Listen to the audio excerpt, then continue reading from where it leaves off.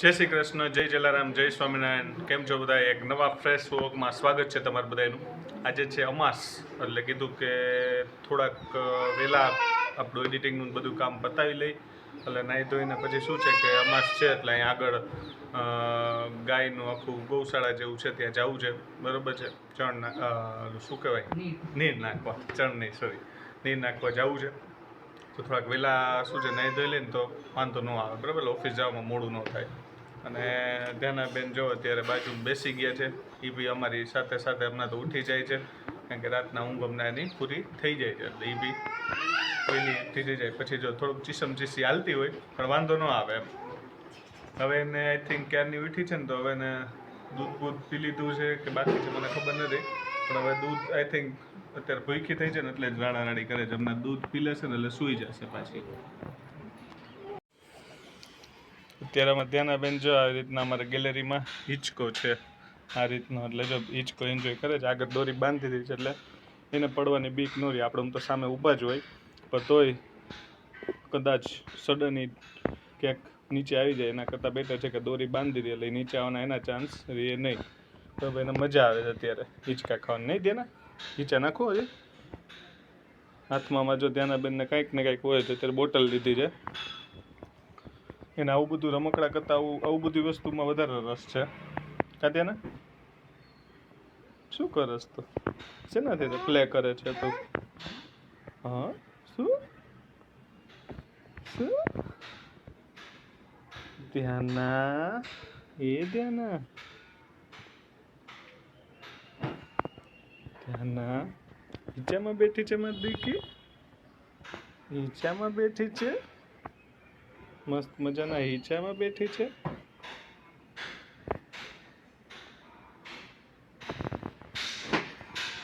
ચાલો હવે આના નથી કરવું, એ દે ને, આના નથી કરવું પાછું.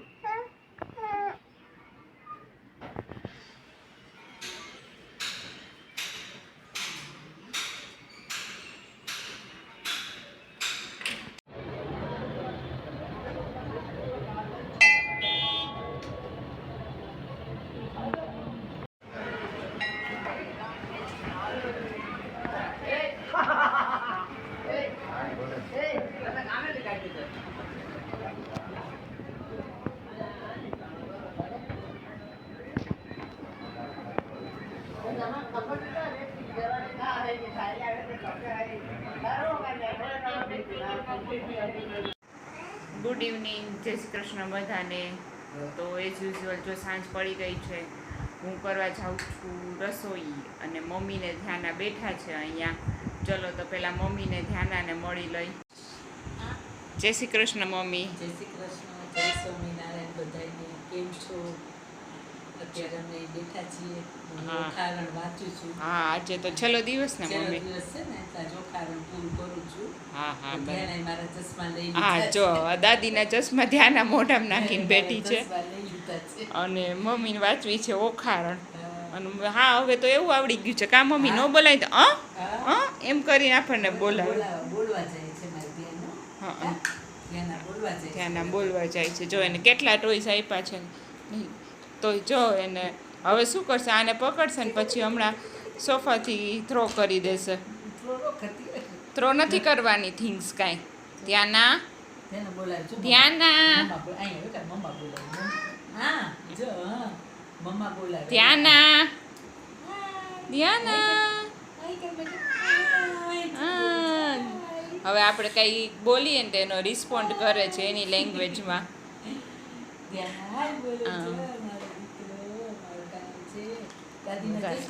દાદીને ચશ્મા આપી દો ધ્યાના. ચશ્મા આપો બેટા, એવું ન કરે દીકા. એ નો, દાદીને આપી દો. મને આપો, મને. વાવ, થેન્ક યુ.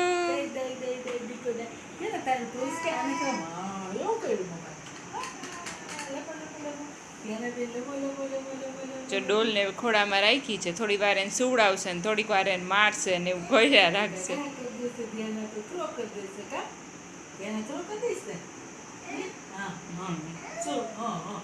ચશ્મા લઈ લીધા એટલે કચકચ કરે છે, ચશ્મા દઈ દીધા એમ. છે હવે એને ઊંઘ આવે હજી થોડી વાર પહેલા જ ઉઠી ધ્યાના પાછી તને ઊંઘ આવે બેટા જો એમને ઓપન કરતાય આવડે છે એક દાંડલો ઓપન કરી પણ લીધો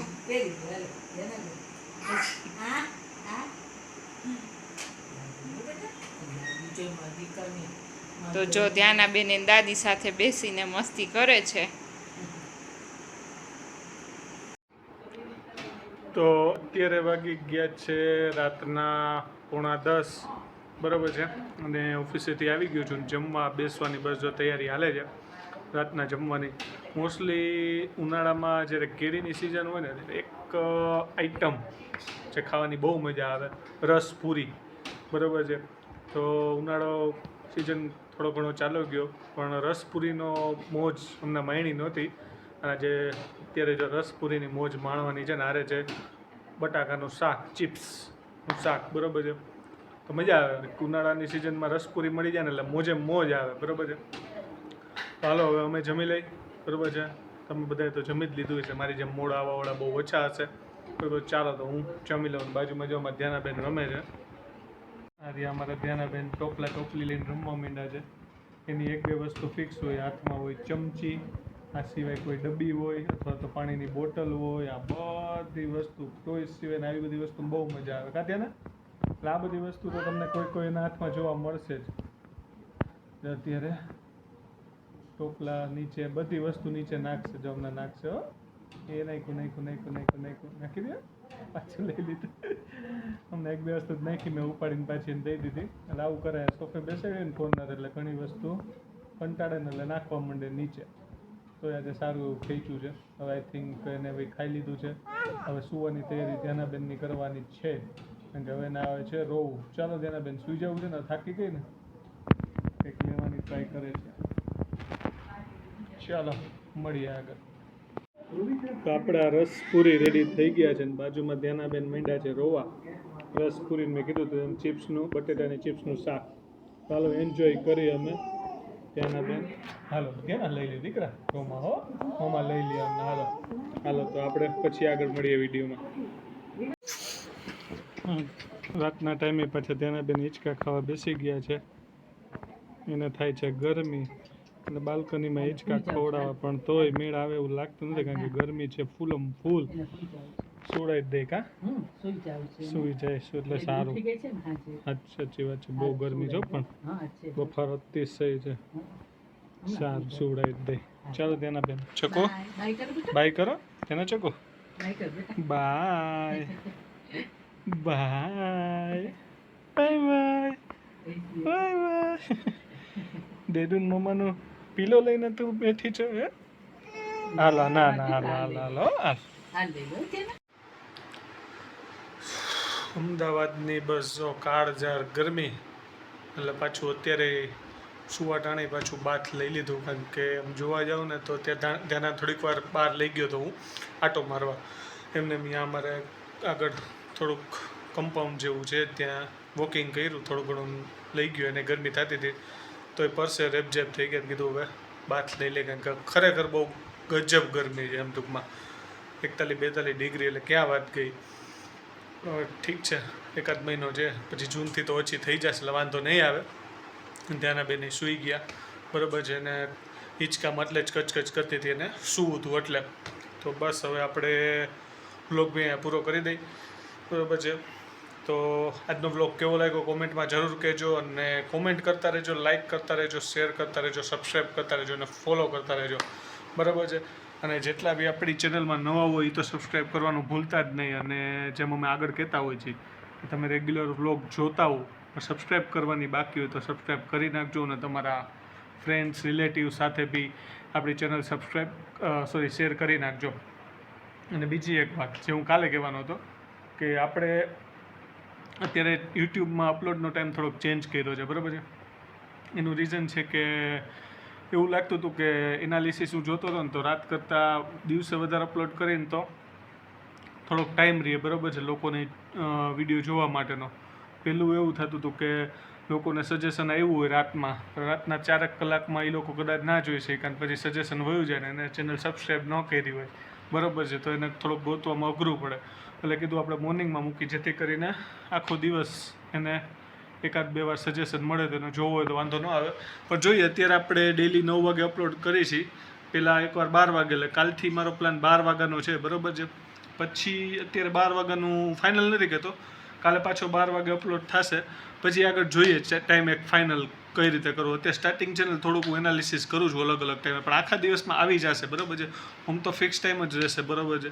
કાલે 12 વાગે આવશે, હમણાં જોઉં 12 વાગ્યાનું, થોડાક દિવસ તો 12 વાગે કન્ટિન્યુ જ રહેશે. બપોરે એમ જોવા જાઉં તો અઠવાડિયે 10 દિવસ તો રહેશે જ. પછી જો મને એવું લાગશે ને કે હવે ટાઈમ ચેન્જ કરીને એક ફાઇનલ ટાઈમ કરવાની જરૂર છે, તો હું ચેન્જ કરીશ. બાકી 12 વાગ્યાનો ટાઈમ મને એમ લાગશે અનુકૂળ છે, ડન છે, તો હું એકવાર પાછો વ્લોગમાં અનાઉન્સ કરી દઈશ, બરાબર છે. એ ટાઈમ ફાઇનલ રહેશે. મોસ્ટલી મારો 12 વાગ્યાનો જ પ્લાન છે બપોરના, બરાબર છે. કારણ કે લોકો જમવા બેઠા હોય તો એને તરત સજેશન આવી જાય ને એ જોઈ શકે. તો બસ ચલો મળીએ નવા વ્લોગમાં. જય શ્રી કૃષ્ણ, જય જલારામ, જય સ્વામિનારાયણ, ટાટા, બાય બાય, આવજો.